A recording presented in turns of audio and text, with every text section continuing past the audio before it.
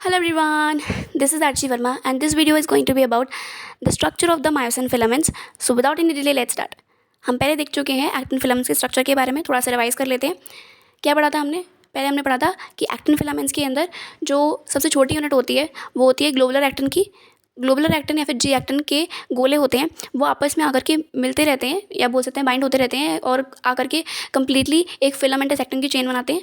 ऐसे ही दो filamentous actin की चेन आती हैं और वो बन जाती हैं और हेलिकली बाउंड हो जाती हैं आपस में, राइट. और उनके ऊपर ट्रोपोमाइसिन जो है वो चलता हुआ चला जाता है, पूरी लेंथ वाइज जो है वो चलता है.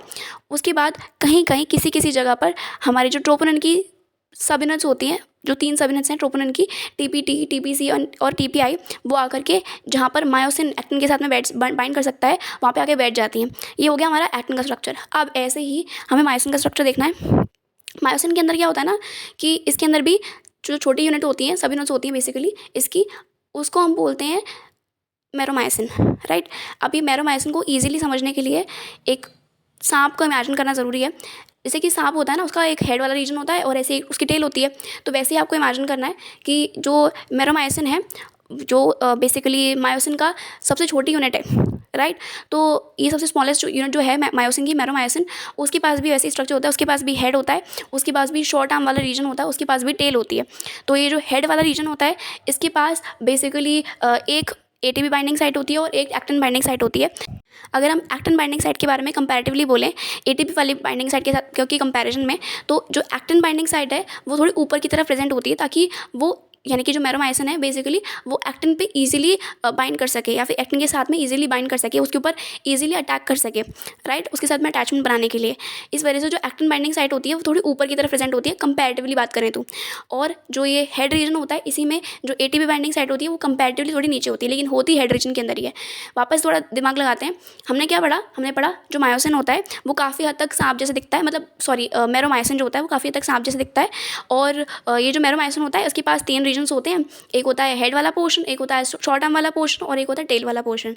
ये जो हेड वाला पोर्शन होता है इसके पास दो बाइंडिंग साइट्स होती हैं. एक होती है एक्टिन बाइंडिंग साइट, एक होती है एटीपी बाइंडिंग साइट.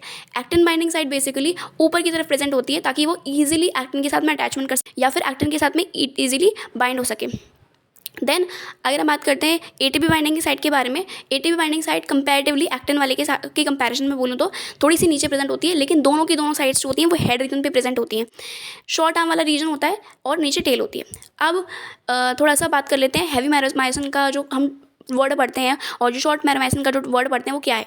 तो बेसिकली जैसे मैंने स्ट्रक्चर बता दिया मैरोमायोसिन का कैसे होता है. अभी मैंने मायोसिन का स्ट्रक्चर नहीं बताया, अभी मैं सिर्फ जो उसकी एक सब यूनिट है उसका स्ट्रक्चर बता रही हूँ.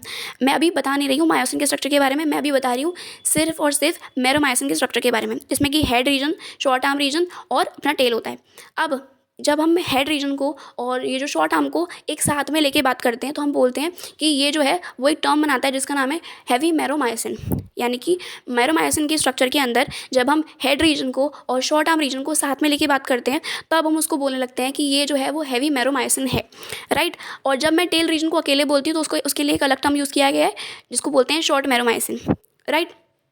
अब बात करते हैं कि किस तरीके से पॉलीमराइजेशन होता है. जैसे हमने देखा था एक्टिन के अंदर कि वहाँ पे जो ग्लोबुलर एक्टिन है वो आपस में आकर के पॉलीमराइजेशन करके फिलामेंटस एक्टिन बनाती है. वैसे ही यहाँ पर एक मैरोमायोसिन, दूसरी मैरोमायोसिन, तीसरी और ऐसे करते करते बहुत सारी मैरोमायोसिन आकर के एक मायोसिन फिलामेंट बनाती हैं. कैसे बनाती है? जैसे वहाँ पर हमने देखा था कि एक ग्लोबुलर एक्टिन थी, वो दूसरे ग्लोबुलर एक्टिन से जुड़ गई, ऐसे करते करते जुड़ती चली जाती है. लेकिन यहाँ पे थोड़ी चीज़ें अलग होती है. इमेजिन कैसे करना है? इमेजिन करने के लिए सबसे ईजी तरीका है, एक याद दिमाग रखना है कि एक सांप है, ठीक है, एक सांप है, उसका हेड रीजन खुला हुआ है, लेकिन उस एक और सांप लेके आए हैं हम, उन दोनों की टेल से उन दोनों को बांध दिया. जैसे हमने डीएनए में जैसे हमने डीएनए के साथ में करा था और जैसे हमने जो हमारा एक्टिन फिलामेंट्स की जो बेसिकली फिलामेंटस एक्टिन वाला पार्ट था, जैसे उसको हमने हेलिकली बाउंड किया था, वैसे ही इसको भी हमने यहाँ पे इमेजिन करना है. हमें क्या इमेजिन करना है? एक हमने सांप लिया, एक और हमने सांप लिया, दोनों का हेड रीजन छोड़ दिया, लेकिन उसको जो उसका टेल है बेसिकली उसको हमने हेलिकली बाउंड कर दिया. बेसिकली हमें इस तरीके से दिमाग लगाना है, ठीक है. और ऐसे करते करते करते बहुत बड़ी चेन बन जाएगी.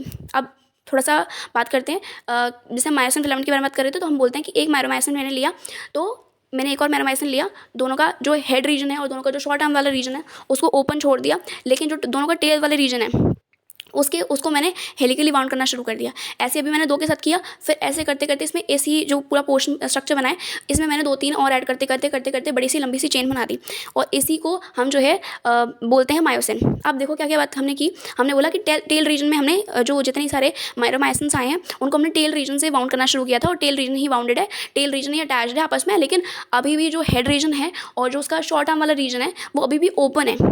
अब वो ओपन क्यों? ताकि वो इजीली अटैक कर सके एक्टिन बाइंडिंग साइड पर, यानी कि जैसे उसको एक्टिन दिखेगा ताकि इजीली उस पर अटैक कर सके उसके ऊपर, ठीक है, उसके साथ इजीली बाइंड कर सके। लेकिन अगर मान लो अगर मैं क्या करती, अगर जो हमारी जो हेड वाला रीजन है उसके साथ में उसको भी अटैच कर लिया जाता या फिर उसको भी कहीं ना कहीं हेलिकली बाउंड कर लिया जाता, तो इतना ज़्यादा डिफिकल्ट होता अटैक करना। कहने का मतलब क्या है? कहने का मतलब सिर्फ इतना है कि मैरोमायोसिन में जैसे मैंने बताया कि हमने क्या करना है, हमें सिर्फ टेल की बाउंडिंग करनी है या फिर टेल ही बाउंड होती है आपस में। लेकिन जो उसका हेड वाले रीजन है और जो शॉर्ट आर्म वाले रीजन है वो कम्प्लीटली एक्सपोज रहता है, वो कम्प्लीटली खुला हुआ रहता है, ओपन रहता है। और वो ओपन क्यों रहता है? ताकि वो इजीली अटैक कर सके। अगर मान लो वो भी हेलिकली बाउंड होता तो इजीली उसकी जो बाइंडिंग साइड्स हैं वो ऊपर की तरफ एक्टिन पे अटैक नहीं कर पाती, ठीक है, उसकी जो एक्टिन बाइंडिंग साइड्स हैं वो इजीली एक्टिन पे अटैक नहीं कर पाती, ठीक है। तो इस वजह से प्रॉब्लम हो जाती है, इस वजह से इसको ओपन रखा जाता है, ठीक है। तो हमने क्या क्या बात कर ली, हमने स्ट्रक्चर देख लिया उसकी, जो एक मैरोमाइसिन का स्ट्रक्चर होता है उसमें कौन कौन सी एटीपी बाइंडिंग साइड होती हैं, एक्टिन बाइंडिंग साइड्स होती हैं, हेड और शॉर्ट आर्म और टेल, ये सब देख लिया। बेसिकली हमने उसका हैवी मैरोमाइसिन का भी स्ट्रक्चर देख लिया, शॉर्ट मैरोमाइसिन का भी स्ट्रक्चर देख लिया। अब हमें एक और चीज़ से डील करना है जिसका नाम है क्रॉस आर्म। क्रॉस आर्म क्या होती है?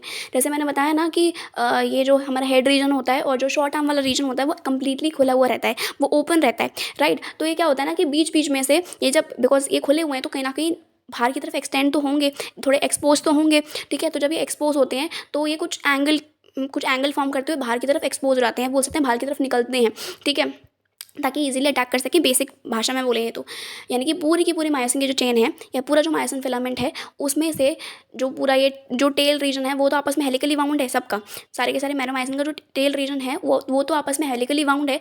लेकिन बीच बीच में से जो उसका शॉर्ट आर्म है और जो उसका हेड वाला रीजन है वो एक्सपोज है, वो खुला हुआ है, और वो एक एक कुछ पर्टिकुलर एंगल पे बाहर निकल रहा है, ठीक है, ताकि वो ईजिली एक्टिन बाइंडिंग साइड के साथ में एक्टिन पे अटैक कर सके, उसके साथ में अटैच हो सके, right.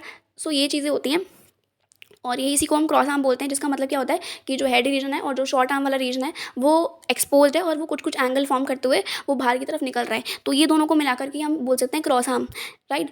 So this was all about this video. Thank you.